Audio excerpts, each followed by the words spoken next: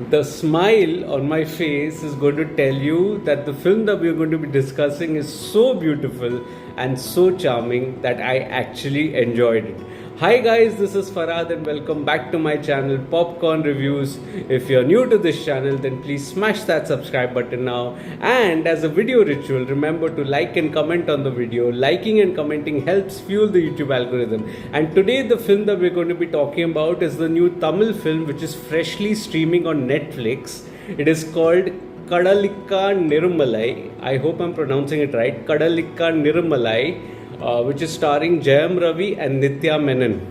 Now, this has to be one of the most charming films that I have seen in recent times.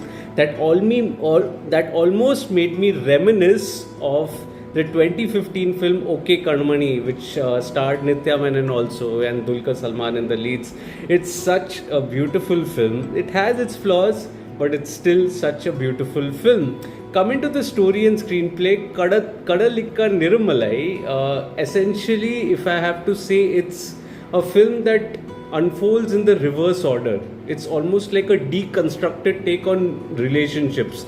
This is because the two primary characters that are there, they have had their fair share of breakups already, and they are in their 30s and looking forward to spending or planning their lives together. Now these two individuals, which are Nithya Menen and Jayam Ravi, they are drastically opposite individuals while having similar traits. Like Nithya Menen, the character of Nithya Menen, Shriya, she actually wants to be a single parent, after suffering from a breakup with her to-be husband, and so she decides to undergo IVF. On the other hand, the character of Jayam Ravi, that is there, Siddharth, he just undergoes a sperm donation, just randomly, impulsively, just undergoes that, and but he doesn't want kids of his own, which is why he also has a breakup. So these are seemingly distinct individuals that are there.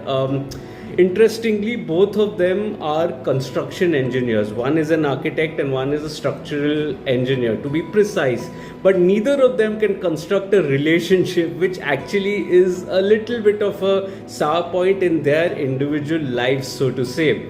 Now, when you actually are watching the film, there is a certain amount of complexity and richness to the drama, simply because you do not see them, stumbling upon each other or the worlds directly colliding. That is not the film. In fact, it is almost an organic build-up to the eventual event that would transpire.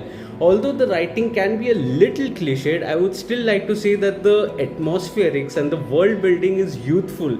It's almost like this youthful world building in which these 30 plus characters are placed in that world, and it almost gave me an impression of OK Karmani. As I was saying, OK Karmani was almost like a Gen Y love story of its time, in 2015 rather. So it was a Gen Y love story wherein the protagonists were in their 20s. Here though, the protagonists are in their 30s, and so the demographics of the age are really well represented.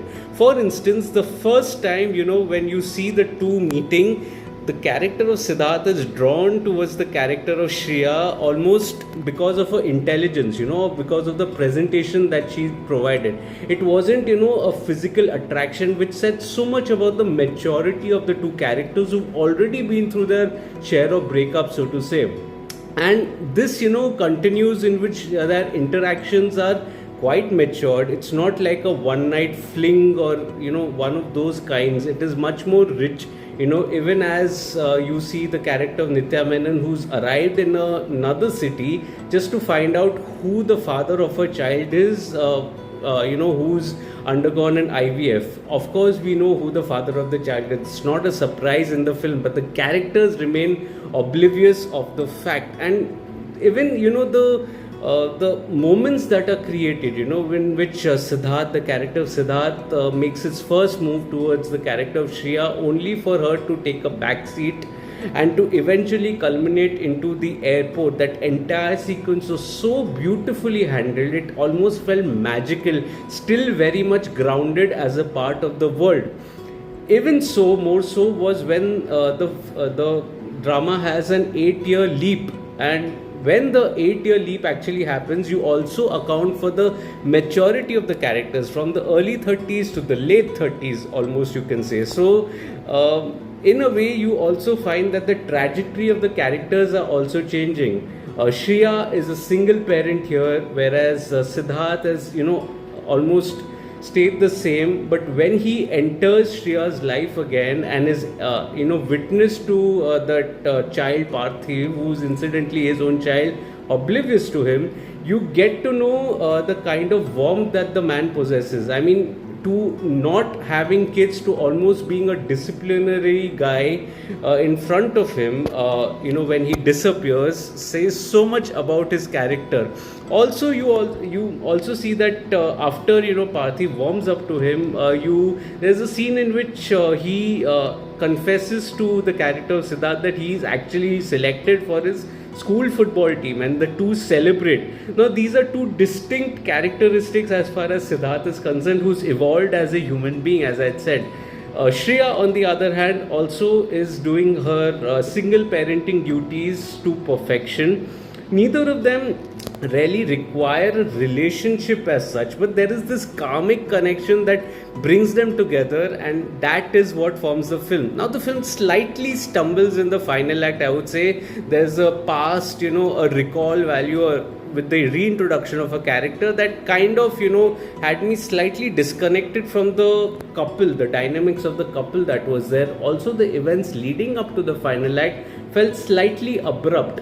Having said that, right at the end, I liked how it was incomplete. The circle was incomplete, so it stayed away from those cliches of the writing that was there. The incompleteness just hit home for me. It was beautiful, it was heartfelt, it almost had a deconstructed take of how children enter their lives before romance kindles between the couple, and that made for a beautiful watch. So overall, the screenplay, although a slight fumble at the end, still manages to impress and still remains a little charming little tale which had me smiling from year to year. Now, coming to the technical aspects, the dialogues, the music and the direction, I feel the dialogues are pretty well grounded. In fact, all the characters are given such wonderful organic conversations that you feel that all of them are a part of this world. Even some of the other characters, like the character of Karan, which is played by John Cokan, he's said to be cheating, but he's not vilified. There's a certain amount of dignity that is there, right? Likewise, for the character of Vinay Rai also, the exchanges that happens, he's a gay character, but it's very well normalized in the film. It's not like dramatized to show that, oh my god, he's a gay, but he's very liberal. It's just like a normal conversation about gay parenting that he's exchanging, and it makes for a wonderful watch. Even the music remains the highlight of the film by A.R. Rahman. I think it was beautiful, absolutely nailed it. He made me recall the soundtrack of his own film, OK Kadmani, that was there in 2015. The beats are youthful, yet there is a sense of maturity to them, and it makes for a wonderful watch. Likewise, for the BGM, that highlights the underlying layer of brimming emotions beautifully. The cinematography coupled with the color grading causes for a wonderfully youthful kind of a setup or a production design that is there, and it also frequently does enough to allow you to stay connected to its characters, which is such a big thing. Even the editing here also manages to impress, while taking care of all the emotions that are in play. Director Kiru, I hope I'm pronouncing it right, Kirtiga Udaya Nidhi. I hope I'm pronouncing it right. I'm sorry. She, does a wonderful job in creating this world. And the world building she impresses in, even the characterization, everything felt so organic, so light, and there was not a single melodramatic moment that was in the film. It all flew wonderfully, one sequence after another, and it made for a pretty wonderful watch. The direction is outstanding here. The performances are pretty solid as well, I like the character of Lal also in this film, who had a unique dynamic with his son. It was almost like the dynamic of a father and son flipped. and that is where the female gaze came in from the director's perspective, and I think that made for a refreshing watch. Even the characters of Yogi Babu, Vinay Rai, and John Kokon, I think all of them did a solid job. Solid job. Nithya Menon and Jayam Ravi, I think both are outstanding actors, and one of the main reasons why this film works is because there are charming dynamics that they share. You know, there are the glances or the disarming smiles that both of them have. Both of them feel so real, you know, almost like characters in their 30s who've been through their share of ups and downs in their 20s, and eventually developing a knack of maturity in their relationship. I think that is wonderfully showcased here, and I think it made for a lovely watch. Even TJ Bhanu, he had a little character. She looked stunning and did a splendid job here. So all performances are wonderful here. So overall, the film here is a little charming little tale on deconstructed relationships, and it makes for a wonderful watch. Kadhalikka Neramalai. It's streaming on Netflix, and it put a smile on my face. These are the kind of rom-coms. I don't know whether it's a comedy though. It's a romance. These are the kind of romantic dramas, I would say, that I crave for, and they are such a scarcity in these times.